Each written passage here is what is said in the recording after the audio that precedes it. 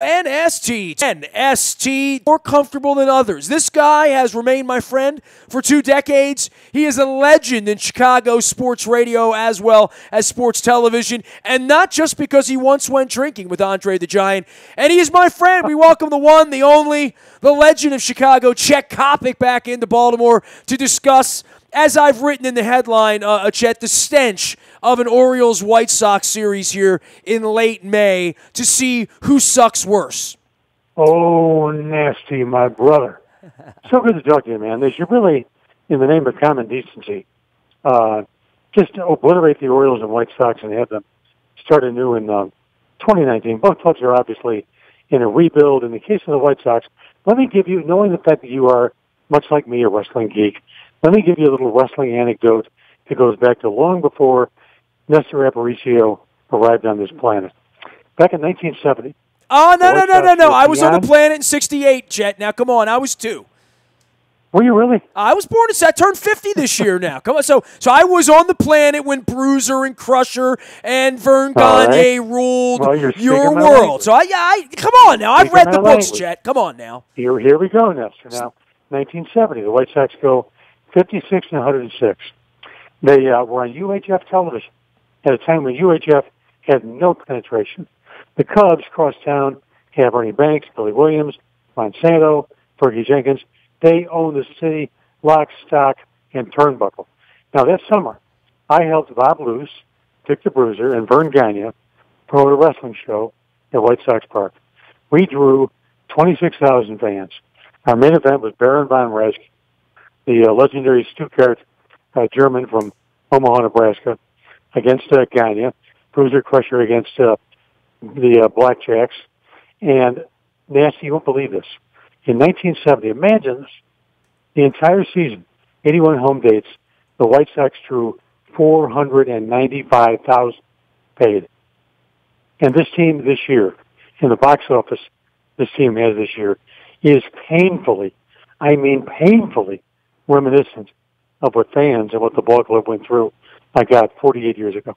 Dude, I am Googling this, and, legendarily, I have seen these setups here for wrestlers. Also at Wrigley Field had wrestling at one point here. But this is the showdown in the cage, Friday, August 14th at Comiskey Park. Bruiser and Crusher versus Mad Dog and Butcher Vijan. Vern Gagne and the great Baron von Raschke in a heavyweight title. Bobo Brazil's on there. Ernie Ladd and Blackjack Lanza. You had Red Bastian and Larry Hennig. There you go, man. Pepper Gomez also on that. But now, Nasty, I spent the entire week in advance of that show with Ernie Ladd and Bobby Heenan, taking them to radio stations, TV stations, newspaper to drum up pub, which you did in the old conventional media days. But that was a lot of fun. I was 21 years old, and hanging out with guys who, in some respects, I idolized, even though I knew it was a gag, but it was just a genuinely enjoyable moment. But you know what, Nestor? Wrestling isn't fake. It's real. The fans are fake. Chet Coppock joining us here. Yeah, before I get into White Sox and the Orioles, the whole Andre the Giant story coming back out and what Bill Simmons did with it. Did you watch it? Let's start with that. Well, I saw it and I enjoyed it. Let me give you 2 quick anecdotes about Andre. Number one, I recall this vividly. My former wife and I were vacationing in Jamaica. This would have been about 1985, 86. And Andre was wrestling in Jamaica, and we're going through customs. And it's just searing, burning hot in Jamaica. And Andre is about 15th in line to go through customs, and customs is not moving. I know at that time he's got terrible arthritis. He's perspiring like crazy. I actually walked up to a guard and tried to explain to him who Andre was, that I felt it was a danger to his health, and they were nice enough to get him through security. Then, a couple of years later, when I'm at Channel 5, Bob Luce, the local promoter, who worked for Dick the Bruiser and Vern Gagne, said, I've got Andre in town. He's working tomorrow night. Do you want to do something with him? I said, yeah, sure, bring him by. Well, the gag that we worked up was to have Andre pick up our female anchor, a little Asian American girl named Linda Yu, and hold her up with one arm while I interviewed him.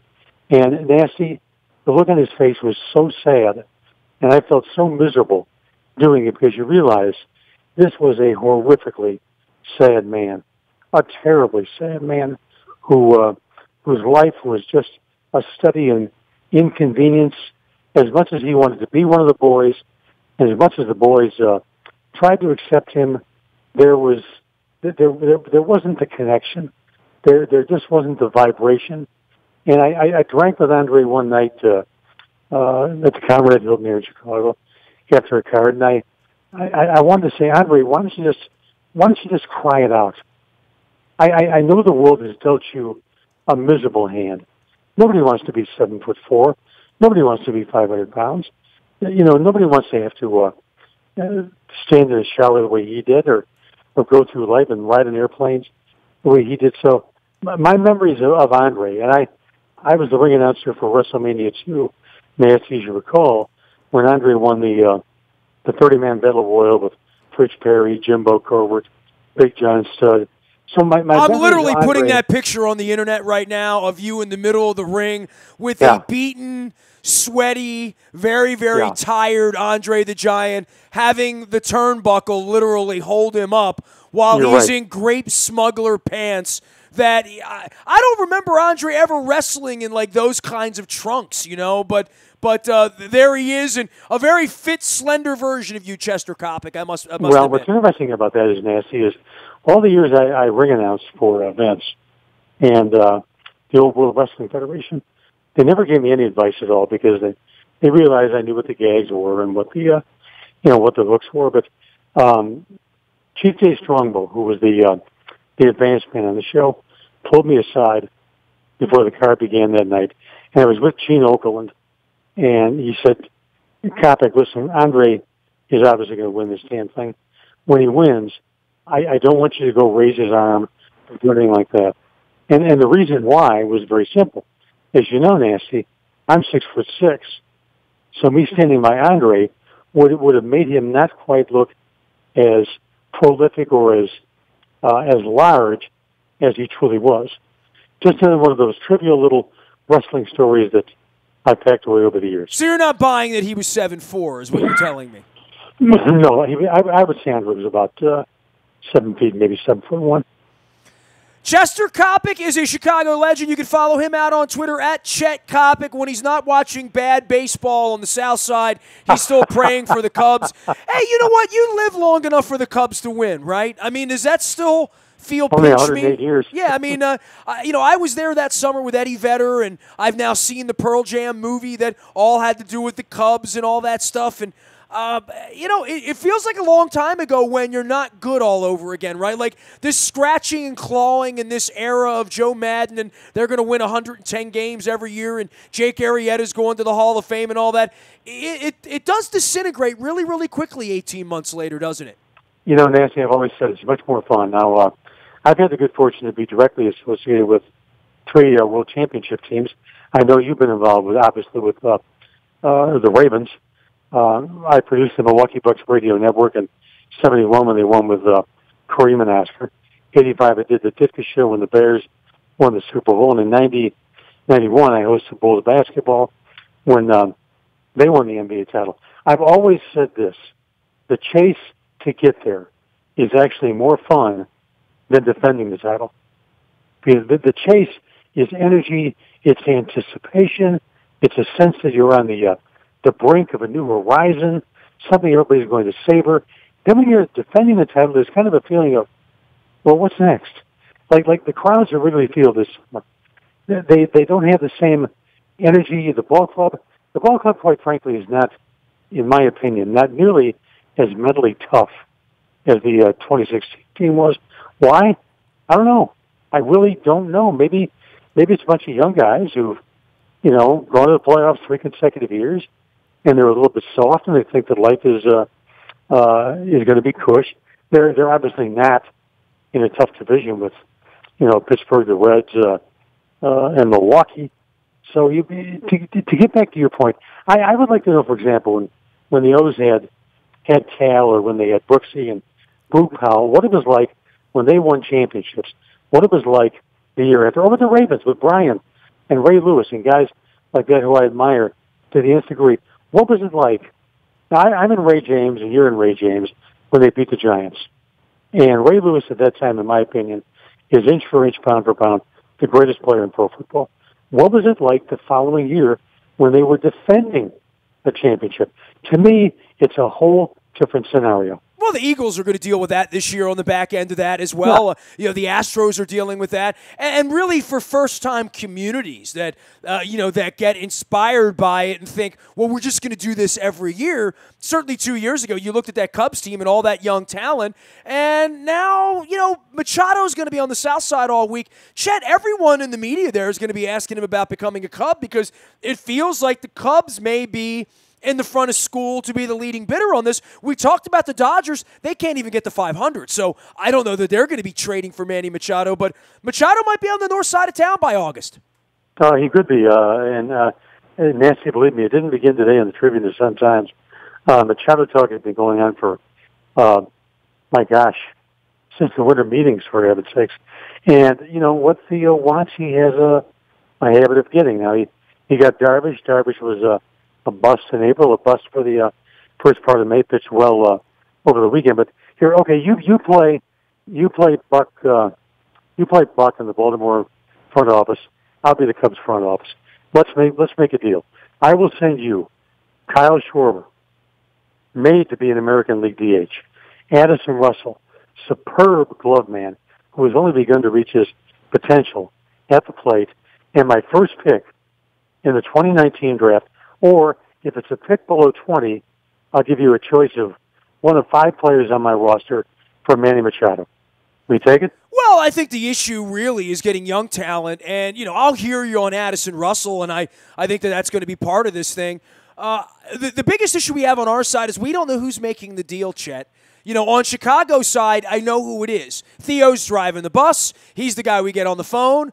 On this side here, is it Brady Anderson? Is it Dan Duquette? Is it John Angelos and his brother Lou, the good-looking sons? We know Peter's checked out at this point. It's not Peter anymore. And everything about the tectonic plates of this franchise have shifted over the last 6 months because Peter's clearly not in charge anymore. Peter's not running it. And nothing's getting run by him. Otherwise, they wouldn't have given Alex Cobb $53 million in the middle of March. And quite frankly, otherwise, kids wouldn't be coming to the games for free around here. The big question here is who will be in charge of making these deals, and then what do we get in return? I mean, you're talking about major league players. That's not what the Orioles are about. I mean, if I'm making deals, I want players at high A and double A that track like future Addison Russells and future Manny Machados, not anybody that's on a big league roster right now, because I think this team's a long, long way away from winning again, especially in a division where the Yankees and the Red Sox reside. Well, Nancy, there's a feeling here in Chicago amongst the baseball writers who are active with the Cubs and White Sox that if it's a showdown between Theo and Dan Duquette, Theo will knock Dan Duquette out. Whether that's fair or not, I really don't know. I don't know a great deal about Dan Duquette. I respect him. I've met him. I like Brady. I've always liked the Orioles organization. But getting back to your point, I'm not sure the Cubs, with the players they have, are the right trade partner for Baltimore when it comes to Manny Machado. It goes back to your point. Your club right now needs young prospects and high draft picks. That's not the Cubs. He is Chet Coppock. You can follow him on Twitter, a Chicago legend through and through. Very easy to Google him. Chet, while we've been on the air, I've shared a few pictures of you and Andre the Giant, as well as that incredible Comiskey Park wrestling card out there in the Windy City as well. For you with the White Sox and the rebuild there and what's going on there, after the Guillen era, it's been a dark period on the south side, and certainly, as you've pointed out on the north side, they've bought up everything around there now. There's a literal Wrigleyville that the Tribsters are in control of. And meanwhile, on the south side, not much is happening by the way of baseball or the stadium or enthusiasm or the neighborhood or anything going on there. White Sox in some sort of peril as you see it? I mean, does it feel like they're a long way from getting up? Again, I don't want to sound like I'm Methuselah, but let me give you a quick story, and you'll understand this because you're a baseball guy, and you're a bright media man, one of the finest media men I've ever known, and I say that in all sincerity. Your interviewing ability, your intuition is marvelous. 68, the White Sox are going nowhere. Art Allen is broke. He's either going to sell the club or get some money. He moves off of WGN, powerful station, with Jack Brickhouse, goes on UHF television. Now, at that time, the Cubs had Banks, Williams, Sando. The White Sox are invisible. Not only are they invisible, they're losing. 1982. Oh, and by the way, they traded Louis right around then, too, right? 64, right, 64 they traded Louis, yeah. And then Louis, who was my first baseball hero, by the way. Oh, really? Then, yeah, now comes the time. I'm going to skip 1982, and they made another massive TV mistake. But Nestor, they have given away several generations of fans with bad media moves. But as we talk right now, the White Sox have myriad problems, many of which are on the field, some are in the front office, many surround the ballpark. You've been to Wrigley Field 100 times. You know what it's like, Nancy. You're there on a game day after a ball game. It's Mardi Gras. It's New Year's Eve in Times Square. It's a blast. I mean, the new Jack Brickhouse Tavern is wonderful. The park by the ballpark is magnificent. The Hotel Zachary is an elite 5-star hotel. I mean, it's one of the hippest trips you can make in America. You go to White Sox Park, you're getting off the bleak Dan Ryan into concrete. There are no bars. There are no fun places. There are no arcades. There is just a very good old-fashioned ballpark. Camden Yards, that's a new age ballpark. I've always enjoyed Comiskey. It's funny you'd say that, and it's not that my cousin has a statue in center field and my name's on the wall.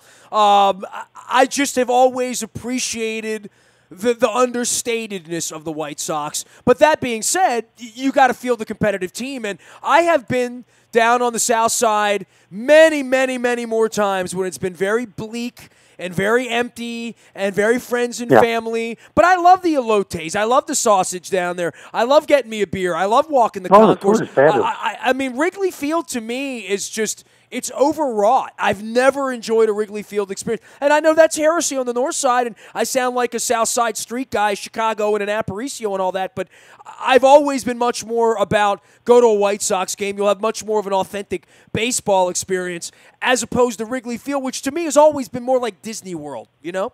Let me play devil's advocate and contradict myself. The seating at Wrigley Field, very, very tight. The concourses beneath the stands, getting from one place to another, very difficult. What works? The manual scoreboard, the ivy, the beautiful green grass, the breeze off the lake. It's, P.K. Wrigley coming up with a slogan back in the 40s, beautiful Wrigley Field, which basically implied, don't go to the dump on the south side. Now, while I criticized U.S. Cellular Field for not having anything around the ballpark that would interest a young ticket buyer or a middle-aged ticket buyer, inside the ballpark, the sidelines are better. The food is significantly better. So I share your conviction that for a bona fide game day experience, in terms of enjoyment, relaxation, parking, Comiskey, U.S. Cellular Field, guaranteed rate field, whatever the hell they call it, Nestor. I call it Comiskey is what I call it. Yeah, it's where Louis and Nellie played. It's where all my heroes played. To me, it's always going to be Comiskey Park. It's a much better game day experience. But here's the thing, and this has been Southside tradition: they have to win to draw. I thought you were a Klazewski guy. That's where I thought you would be. But what do I know? Different era there in '59. Chet Coppock joining us here. Last thing for you, Chet, and I definitely wanted to discuss this with you. You've been around, all the hustlers out in Chicago all those years in Rush Street and, the background of the mob and all of that stuff and gambling and horse racing in that era. This notion that every town, every phone's going to become Las Vegas for sports wagering, this has changed the world, Chet. You know what, Nancy? It's a very interesting question with myriad answers. Number one, here's the first thing I want to point out. Let's presuppose gambling is legalized in Maryland. You can bet the O's, you can bet the Ravens, you can bet Maryland football, et cetera, bet Maryland hoops, the whole 9 yards. It's not going to eliminate that bookie who works in the local bar that you frequent 3 nights a week. Why? Because he'll give you the extra half point. He'll give you an extra point. Also, keep this in mind. When you gamble for the state, you're going to have to pay tax. You don't have to pay any tax with a bookie. That's point number one. Point number two, Nancy, suppose a guy is having legal problems, going through a divorce, maybe he's had a bad year with his company, and they find his name on gambling ledgers through state records. He's going to have a problem. Now, that being said, gambling is coming. It's coming in droves. And I can see a time coming where you will see capability with your smartphone where you can bet pitch by pitch. You can bet batter by batter. It's inevitable. I'll tell you what I think it's going to help is pro football. Now, you and I both know this. We love pro football, but the game is not as exciting now as it was 15 years ago. Gambling is going to revolutionize pro football. I think there's a dark side to it in that most people who do gamble and gamble too much are broke, degenerates, can't afford it. So there is a dark side, but it's coming. But it will never ever knock out that local backdoor bookie. Who, by the way, if you bet through the state, Nestor, or you bet legally, you got to pay on the spot. Your local book, he'll take action for you all week long. At the end of the week, suppose you owe him $500. He's happy to wait because you're betting. You're running action through him. He's collecting the vig. He doesn't care. So you're never going to knock out the local bookie just because you legalize gambling, which in fact should have been legalized 30 years ago. Chet Coppock, the man, the myth, the legend, out in the second city, the windy city of Chicago, Illinois. There's still hope around here that John Angelos and Lou Angelos can be what Rocky Wirtz was for the Blackhawks. I always use as an example when I was back there working with you at Sporting News Radio and 101 Sports, the turn of the century. The Blackhawks were the dregs of the dregs of the dregs. And you mentioned bad media deals. They had the worst one. They didn't put their games on TV. This kook that owns this network here that's made $2 billion is about to go over the side and give way to the youth of John Angelos, who in his mind developed Masson and all that. I hold out hope that maybe it can be different. Certainly in Chicago it was. The Blackhawks had a second life. I don't know what second life is in baseball here. And Chet, you're in a town where baseball still matters a whole lot because of the Cubs. Oh, yeah. And here, we're the Expos all of a sudden. And you'll see that this week when we blow into Chicago just how bad this team is. And you mentioned a designated hitter in Schwarber. We got a whole team full of designated hitters here. They're all hitting 180 too. I would say this, for baseball and gambling, that might be one thing that could reinvigorate baseball would be, to your point, pitch-by-pitch gambling, and the fact that there's a lot of action because there's 162 games to bet on. Now, Nancy, one thing you're going to have to do with gambling on baseball is this. You understand the dime line. I understand the dime line. 99% of the American public doesn't know what the dime line is. They see Baltimore minus 130, the Yankees plus 140. They have no idea what that means. You're going to have to change the cosmetic, the components of gambling. Like, okay, here, you got the O's in town tonight to play the White Sox. I would make the White Sox 2-1 favorites to win the ball game tonight, or 1.5 favorites to win. Well, it's all based on the starting pitcher, right? Now we have the Tampa Rays shuttling pitchers and using bullpenning, for crying out loud. You don't even have a starting pitcher you can bet on, right? Hey, by the way, as a baseball purist, are you as sick as I am at how many teams right now are tanking? Well, I'm sort of sick with all the money in the industry and them saying we're not going to spend it to get better, that we're going to go the cheap route because that's the best way for us to win. No, that's the best way for you to make money. So call that what it is. And the money's in their pocket on the media side. I mean, it's disgraceful that as many teams has been as bad as they've been.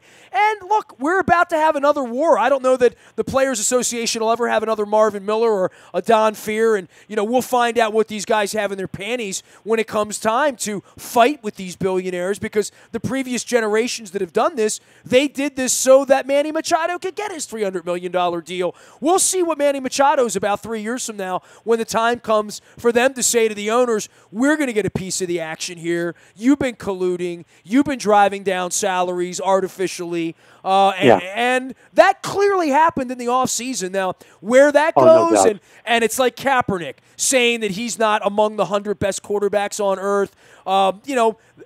That's straight out of the Curt Flood textbook, what's happened to Kaepernick. But then again, this is all going to have to go into a court of law or into a negotiation. And when it comes time for the baseball owners and the players to fight the next time, it's going to be interesting to see how tough the players are, because they're going to need to be brother, tough. Listen. Nancy, now listen. I've known you for a long time, and I say this with every bit of sincerity in my heart. Knowing you is completely enjoyable. I love you like you're a little brother. I have never respected any radio sportscaster any more than I respect you. You do your homework. You know the games. You've got a soul, a passion for sports that exudes from every pore. Every time you call and we talk, I look forward to it. Baltimore is lucky to have you. And I'll tell you what. I'll tell you the town that could use Nestor Aparicio right now. Cleveland. Because sports talk radio in Chicago is lousy. Is Nestor Aparicio. Oh, come on now, Chet. You're buttering me up, so next time I come in, I'll pick up the tab on the deep dish pizza. I mean that in all sincerity. Which I was going to do anyway. But, Chet, I love you, man. Take care of yourself. I know you had a few physical. You're on the PUP right now, but we'll get you off the DL, get you back out on the field and performing. Keep tweeting away. Keep giving the memories and the stories, and we'll keep following them. Hope to see you out in Chicago sometime soon. I might come in for those Pearl Jam shows later in the summer. We'll see, okay? I'd love to. I have always wanted to meet Eddie Vedder, who I know is one of your buds. He's not one of mine. I don't know Eddie Vedder. I've never met Eddie Vedder. I wish I could. I would have Eddie on the show. Well, I'm a rock and roll guy. I'll put that in through the Pearl Jam band request. How about that? We'll see if we can get Eddie on. I would settle for Jeff Ament, the bass player, is what I would do. Hey, take care of yourself, Chet. We'll see you soon. All right, Nancy. Be good, buddy. And get some elotes on the south side for me at Comiskey Park. Chet Coppock, the man, the myth, the legend, out in Chicago, Illinois. Bang, bang. That's Chet Coppock out on Twitter. A legend out there for sure. If you Google him in the wrestling pictures alone, that'll make him a legend. I'm out in the buyatoyota.com audio vault 24 hours a day from anywhere in the world on your mobile device by downloading the TuneIn Radio app. We do come in crystal clear from anywhere you happen to be. Our morning newspaper ships directly to your email inbox, free of charge, each and every morning. It's all powered up by Planet Fitness and our friends at the Maryland Jockey Club. Pimlico Racing this week. We're putting together a Belmont bus for Justify. Throw me an email on that, nasty@WNST.net. I'm on Facebook, Twitter, LinkedIn, Snapchat, Instagram, streaming around the world on our WNSTV YouTube channel as well as our Facebook Live. We are WNST.net, AM 1570 and WNST, Towson, Baltimore, and we never stop talking Baltimore sports.